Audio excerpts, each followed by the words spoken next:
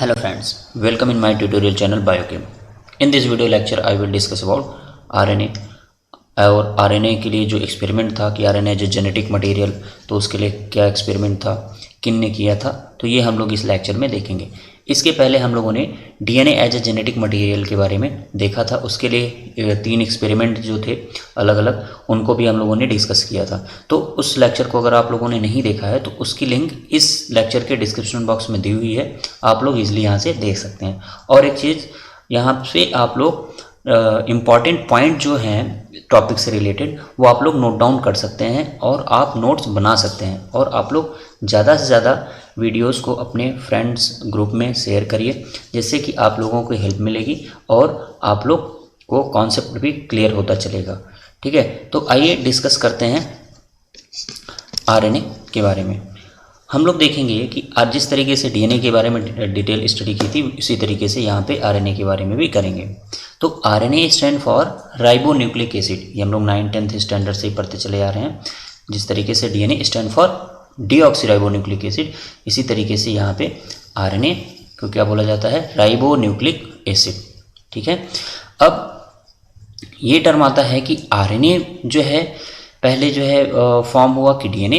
तो यहाँ पे जब इवोल्यूशन वाले चैप्टर में हम लोग वहाँ पे देखेंगे कि जब कॉम्प्लेक्स ऑर्गेनिक मॉलिक्यूल बने, उसके बाद वहाँ पे आरएनए की सिंथेसिस हुई और इस आरएनए के सराउंडिंग में मेम्ब्रेन डेवलप हुई। ठीक है, और हमारे पास आरएनए कंटेनिंग प्रोकैरियोट सेल का फॉर्मेशन हुआ।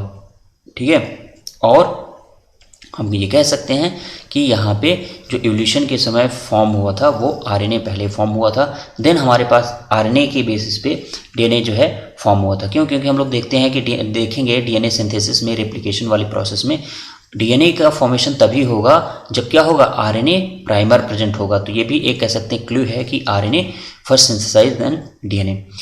ठीक है, अब हम देखेंगे आरएनए वर्ल्ड, एक हाइपोथेसिस है आरएनए वर्ल्ड। आरएनए वर्ल्ड का क्या मतलब है? आरएनए वर्ल्ड का मतलब है कि यहाँ पे हमारे पास फर्स्ट फॉर्म ऑफ लाइफ जो है वो आरएनए के फॉर्म में आई थी। ठीक है, दैट आरएनए हाइपोथेसिस यहाँ पे देखेंगे, RNA world hypothesis propose that RNA was actually the first life form on the earth. ठीक है, अच्छा, अब फ्रेज आरएनए वर्ल्ड, ठीक है, याद रखना है आरएनए वर्ल्ड जो फ्रेज है वो किन साइंटिस्ट के द्वारा दिया गया था?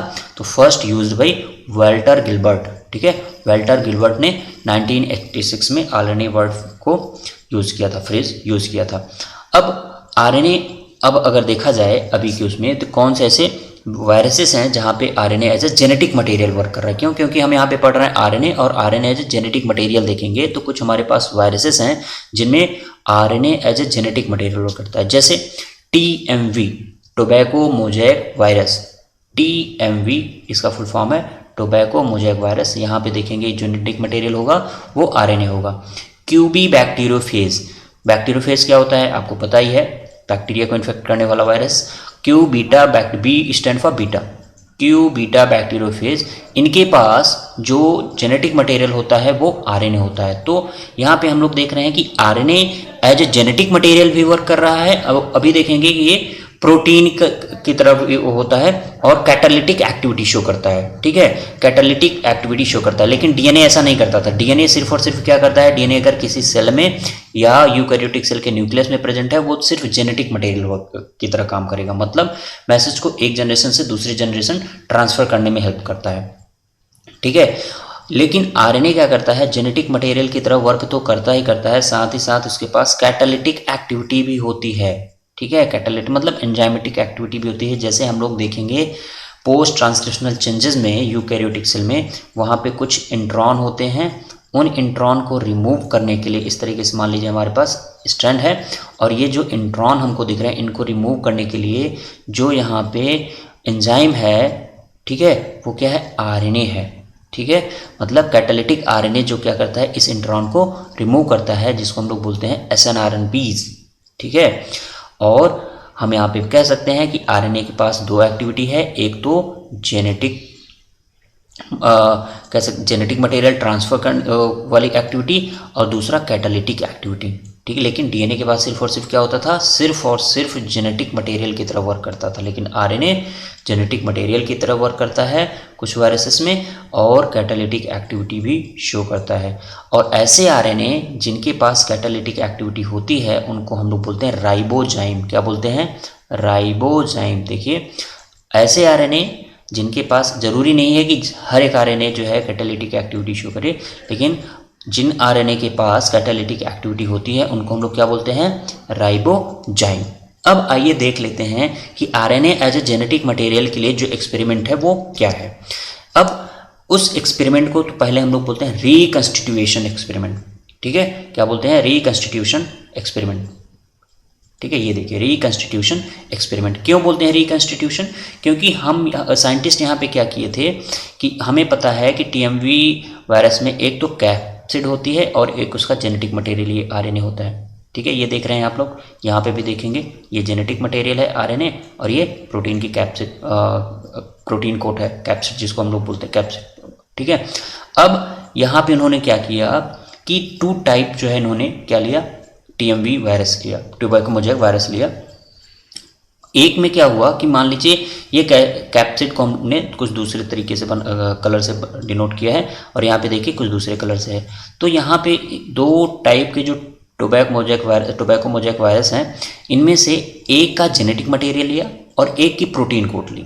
ठीक है, और एक नया टीएमवी वायरस तैयार किया।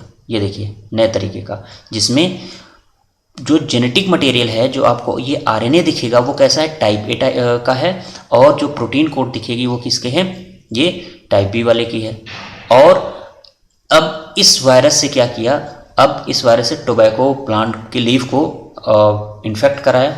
ठीक है, इन्फेक्ट कराया। अब देखिए क्या होगा, अब जो इन्फेक्शन के बाद, ठीक है, इन्फेक्शन के बाद अब उस प्लांट की लीफ को एक्सट्रैक्ट किया।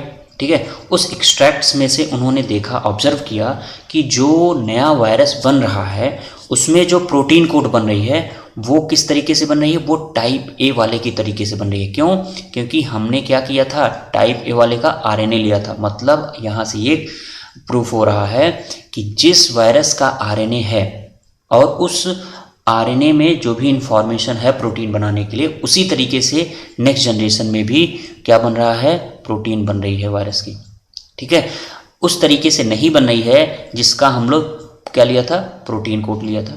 तो साइंटिस्ट को यहाँ से ये भी कंफर्म हो गया कि आरएनए जिन वायरसेस में प्रेजेंट हैं वो जेनेटिक मटेरियल की तरह काम करते हैं। ठीक है, प्रोटीन नहीं करता वहाँ पे।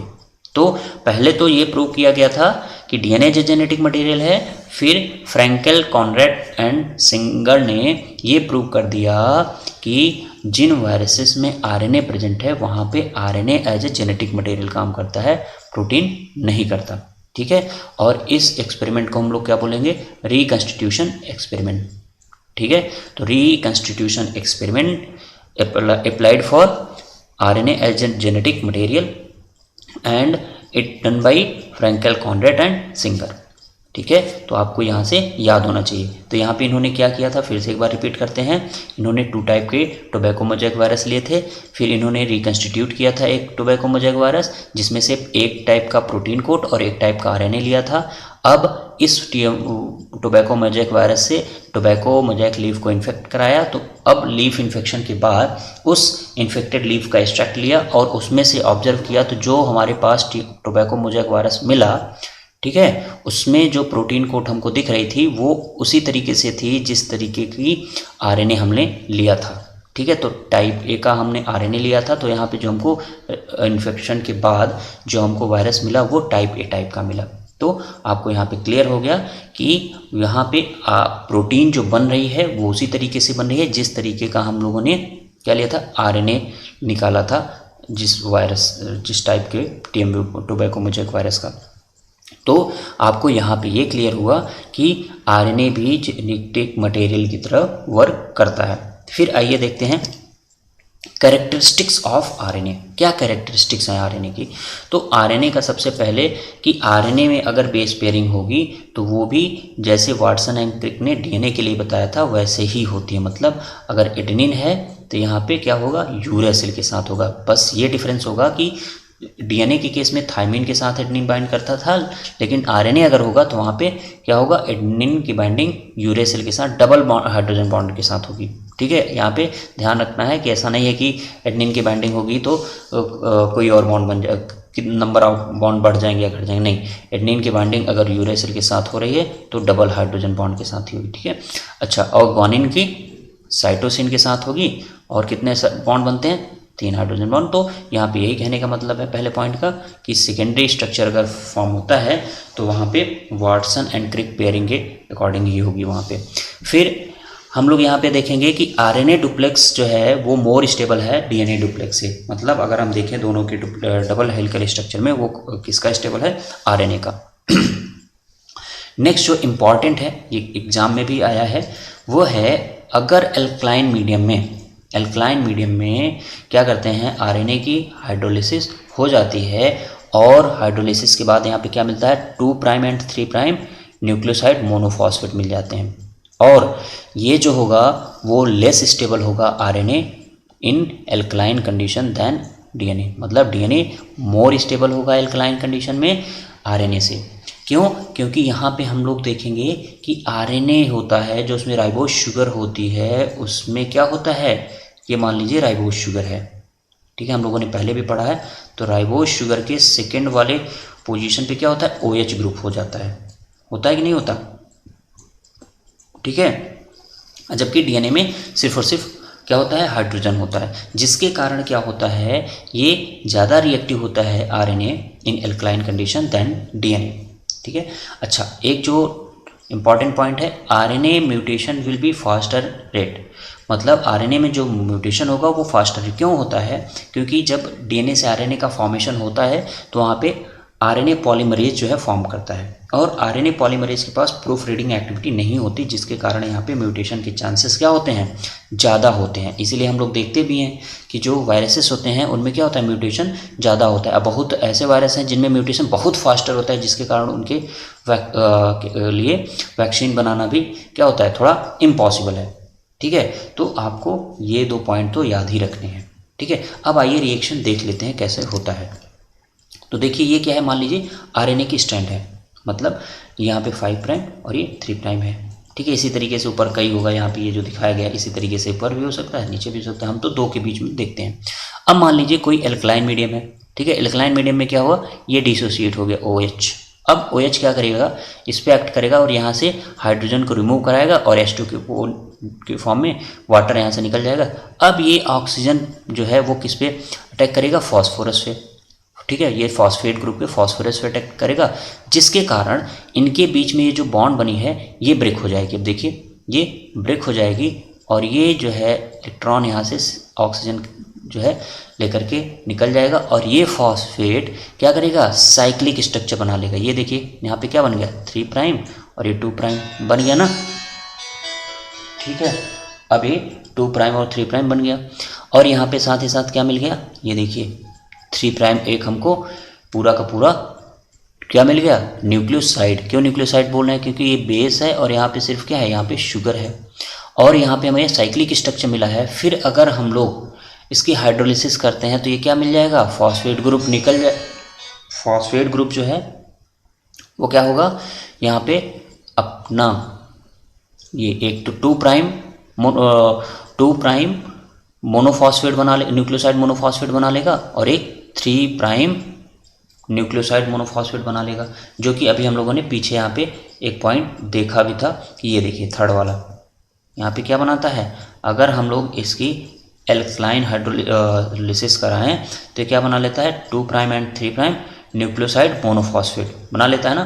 तो ये कैसे बनाता है हम लोग यहाँ पे देख रहे हैं इसको, 2 प्राइम, ये 2 प्राइम क्या है, 2 प्राइम न्यूक्लियोसाइड मोनोफॉस्फेट, और ये 3 प्राइम न्यूक्लियोसाइड मोनोफॉस्फेट। तो आपको क्लियर हुआ कि अगर एल्कलाइन हाइड्रोलिसिस होगी, फिर से हम एक बार रिपीट करते हैं, अगर एल्कलाइन हाइड्रोलिसिस होगी तो क्या मिल जाएगा, एक तो हमको फर्स्ट में ही क्या मिल जाएगा, न्यूक्लियोसाइड मिल जाएगा जो भी बेस होगा, और हमको क्या मिलेगा, और हमको मिल जाएंगे 2 प्राइम या 3 प्राइम न्यूक्लियोसाइड मोनोफॉस्फेट।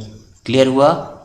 ठीक है, तो अब आप देखिए फिर से देख लीजिए कि अगर हम लोग आरएनए के स्ट्रैंड को एल्कलाइन हाइड्रोलिसिस कराते हैं तो हमको क्या मिलेगा फाइनल प्रोडक्ट, 2 प्राइम या 3 प्राइम न्यूक्लियोसाइड मोनोफॉस्फेट, ठीक है। और एक हमको क्या मिल जाएगा, न्यूक्लियोसाइड। ये अब इसके नीचे पूरी की पूरी चेन है, तो यहाँ पे आप देख सकते हैं कि आपको मिल क्या रहा है। तो जो यहाँ से प्रोडक्ट मिल रहा है वो आपको याद रखना है, 2 प्राइम और 3 प्राइम न्यूक्लियोसाइड मोनोफॉस्फेट, ठीक है। अब जेनेटिक मटेरियल की कुछ कैरेक्टरिस्टिक्स होती हैं, ठीक है। ये आरएनए के लिए भी होनी चाहिए और डीएनए के लिए भी। तो जब हम लोगों ने DNA as a genetic material पढ़ा था तो वहाँ पे भी उसकी कैरेक्टरिस्टिक क्या होनी चाहिए, ये हम लोग यहाँ पे डिस्कस करेंगे। कैरेक्टरिस्टिक्स ये होनी चाहिए कि दोनों केमिकली एंड स्ट्रक्चरली स्टेबल होना चाहिए, ठीक है, केमिकली एंड स्ट्रक्चरली स्टेबल होना चाहिए। और जेनेटिक मटेरियल के पास ये प्रॉपर्टी होनी चाहिए कि वो अपनी जैसी कॉपी बना सके, जिसको हम लोग रेप्लिकेशन कहते हैं डीएनए के केस में। क्या होना चाहिए, it able to generate its replica, ठीक है, ये अपने जैसी कॉपी बना लेनी चाहिए। फिर नेक्स्ट क्या है, express itself in the form of Mendelian character, मतलब ये जो है एक जनरेशन से दूसरे जनरेशन में जब पास ऑन होती है तो ये मेंडेलियन कैरेक्टर के अकॉर्डिंग पास ऑन होनी चाहिए। मतलब जैसे मेंडल के केस में ट्रांसफ़र होता है ना, हम लोग पढ़ते हैं कि एक जनरेशन से दूसरे जनरेशन में जाता है जब ट्रांसफ़र होता है, तो जिस तरीके से वहाँ पे ट्रांसफ़र होने की प्रॉबिलिटी होती है उसी तरीके से जेनेटिक मटेरियल पास ऑन होना चाहिए, ठीक है। नेक्स्ट है it should show slow mutation, ऐसा नहीं कि म्यूटेशन बहुत फास्ट हो जैसे वायरसेस में हम लोग कुछ देखते हैं, यहाँ पे स्लो म्यूटेशन होना चाहिए जो कि रिक्वायर होता है इवोल्यूशन के लिए। तो यहाँ से जो एक टर्म निकल के आता है ये है कि slow mutation required for evolution. Next option में रहेगा fast mutation required for evolution, तो आपको जो आंसर में लगाना है वो क्या लगाना है, slow mutation that is required for evolution. Clear है, यहाँ से आपने देखा कि जेनेटिक मटेरियल की क्या कैरेक्टरिस्टिक होनी चाहिए, ठीक है। तो ये केमिकली स्टेबल होना चाहिए, अपने तरीके से कॉपी बना लेना चाहिए, मेंडेलियन कैरेक्टर की तरह एक जनरेशन से दूसरे जनरेशन में पास ऑन होना चाहिए, और दूसरा क्या नेक्स्ट क्या होना चाहिए, स्लो म्यूटेशन होना चाहिए। अब एक टर्म निकल के आता है सेंट्रल डोग्मा, ठीक है। सेंट्रल डोग्मा क्या होता है, सेंट्रल डोग्मा, तो सेंट्रल डोग्मा का मतलब होता है कि कोई भी चीज़ ये ग्रुप ऑफ प्रिंसिपल है जो कि कभी इस पर चेंजेस नहीं हो सकता। तो यहाँ पे ये है जेनेटिक मटेरियल के लिए जो है ये unidirectional flow of information, unidirectional flow of information from master copy of DNA into functional product. अब फंक्शनल प्रोडक्ट क्या होगा, या तो आरएनए होगा या तो प्रोटीन होगा, ठीक है, या तो आरएनए होगा या तो प्रोटीन होगा। अब देखते हैं सेंट्रल डोग्मा में होता क्या है। तो सेंट्रल डोग्मा में हम लोग देखेंगे डीएनए से डीएनए का फॉर्मेशन, जिसको हम लोग क्या बोलते हैं, रेप्लिकेशन बोलते हैं। क्या बोलते हैं, रेप्लिकेशन। डीएनए से डीएनए फॉर्मेशन को क्या बोलते हो, रेप्लिकेशन। लेकिन मेन जो है वो क्या है, डीएनए से आरएनए का फॉर्मेशन, देन आरएनए से प्रोटीन का फॉर्मेशन, ठीक है। अब देखेंगे डीएनए से आरएनए के फॉर्मेशन को हम लोग क्या बोलते हैं, ट्रांसक्रिप्शन बोलते हैं। डीएनए से आरएनए के फॉर्मेशन को क्या बोलेंगे, ट्रांसक्रिप्शन। एंड आरएनए से प्रोटीन के फॉर्मेशन को क्या बोलेंगे, ट्रांसलेशन। क्या बोलेंगे, ट्रांसलेशन। तो सेंट्रल डोग्मा में आपने देखा कि क्या है, unidirectional flow of information from DNA to RNA and RNA to protein, ठीक है। अब यहाँ पे ये भी याद रखना है कि डीएनए से डीएनए के फॉर्मेशन को क्या बोलते हैं, रेप्लिकेशन। देन डीएनए से आरएनए के फॉर्मेशन को ट्रांसक्रिप्शन एंड आरएनए से प्रोटीन के फॉर्मेशन को ट्रांसलेशन। तो ये होती है सेंट्रल डोग्मा। यहाँ पे कहीं पे बैकवर्ड फॉर्मेशन नहीं हो रहा है, ऐसा नहीं हो रहा है कि आरएनए से डीएनए का फॉर्मेशन या प्रोटीन से आरएनए का फॉर्मेशन, ठीक है। यहाँ पे क्या हो रहा है, डीएनए से आरएनए का फॉर्मेशन, आरएनए से प्रोटीन। कहीं कहीं क्या होता है, ऑप्शन में आपको मिलता है central dogma is formation of DNA mRNA from DNA. अगर आरएनए नहीं दिया है तो एमआरएनए आप लगा सकते हैं, और अगर आरएनए दिया है तो भी वो गलत नहीं है, ठीक है। अब आइए इसी तरीके से देखते हैं रिवर्स सेंट्रल डोग्मा क्या होती है। तो कुछ वायरसेस होते हैं जिसमें क्या होता है, पहले क्या होता है, जो आरएनए वायरस होते हैं वो जब होस्ट सेल में एंट्री करते हैं तो रिवर्स ट्रांसक्रिप्टेज एंजाइम, ठीक है। रिवर्स ट्रांसक्रिप्टेज एंजाइम के थ्रू क्या होता है, पहले डीएनए का फॉर्मेशन होता है, ठीक है, सीडीएनए जिसको बोलते हैं। अब ये रिवर्स ट्रांसक्रिप्टेज एंजाइम जो वायरस में प्रेजेंट है उसकी हेल्प से आरएनए से क्या बन रहा है, पहले डीएनए बन रहा है, देन क्या होगा, देन डीएनए से आरएनए बनेगा और फिर क्या होगा, आरएनए से प्रोटीन बनेगी। ओके, तो यहाँ पे आप देखिए एक प्रोसेस ऐसी है जहाँ से आरएनए से डीएनए का फॉर्मेशन, एक रिवर्स जो है स्टेप हम लोग ले रहे हैं, मतलब आरएनए से डीएनए, इसीलिए हम लोग इसको क्या बोलते हैं, रिवर्स सेंट्रल डोग्मा, ठीक है। इसको हम लोग टेमिनिज्म भी बोलते हैं, ठीक है। क्यों, क्योंकि ये हॉवर्ड टेमिन और उनके जो कुलीग थे उनके द्वारा ये जो है बताया गया था, और वायरसेस में ये ऑब्जर्व किया गया था कि वहाँ पे जो आरएनए वायरसेस हैं उनमें पहले क्या होता है, होस्ट सेल में एंट्री करते हैं तो आरएनए से डीएनए बनता है with the help of reverse transcriptase. आपको एंजाइम का नाम नहीं भूलना है, और ये एंजाइम जो होता है कहाँ प्रेजेंट होता है, ये एंजाइम जो होता है वायरस में प्रेजेंट होता है। तो आपको रिवर्स सेंट्रल डोग्मा को हम लोग और क्या बोल सकते हैं, टेमिनिज्म, on the basis of name of scientist. और इसमें होता क्या है, पहले वायरसेस में क्या होता है, ये जो आरएनए है वो पहले डीएनए में कन्वर्ट होता है, देन डीएनए से आरएनए का फॉर्मेशन होगा, और डीएनए से आरएनए फॉर्मेशन को हम लोग कौन सी प्रोसेस बोलेंगे, ट्रांसक्रिप्शन, एंड देन आरएनए से प्रोटीन की फॉर्मेशन, ट्रांसलेशन प्रोसेस बोलेंगे इसको, ठीक है। अब आपको यहाँ पे ये मालूम हुआ कि प्रोटीन बनाने के लिए कौन कौन से स्टेप हमको लग होने हैं। तो आपने देखा कि पहले डीएनए से डीएनए फॉर्मेशन को हम लोग क्या बोलते हैं, रेप्लिकेशन, मतलब एक इस प्रोसेस तो हमको ये पढ़नी है। दूसरा क्या पढ़ना है, ट्रांसक्रिप्शन।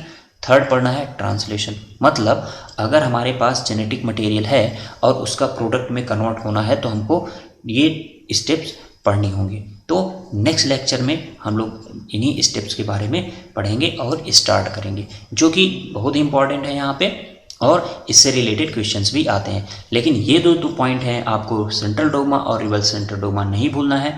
टेमिनिज्म किसको बोलते हैं, रिवर्स सेंट्रल डोग्मा को बोलते हैं। कहीं कहीं टेमिनिज्म पूछता है, आपको रिवर्स सेंट्रल डोग्मा नहीं देगा, तो आपको कंफ्यूज नहीं होना है कि टेमिनिज्म क्या होता है। टेमिनिज्म क्या होता है, it also known as reverse central dogma, ठीक है। इसमें वही होगा कि आरएनए वायरसेस में पहले आरएनए डीएनए में कन्वर्ट होगा, जब वो होस्ट सेल में के साथ मिलेगा तो फिर डीएनए से आरएनए का फॉर्मेशन, देन आरएनए से प्रोटीन का फॉर्मेशन, ठीक है। तो आप लोग इसी तरीके से लेक्चर देखते रहिए, और अपने डाउट आप कमेंट बॉक्स में पूछ सकते हैं, और आप वीडियोस को अपने फ्रेंड्स ग्रुप में शेयर करिए, जिससे ज़्यादा से ज़्यादा लोगों को इसका फ़ायदा हो। Thank you.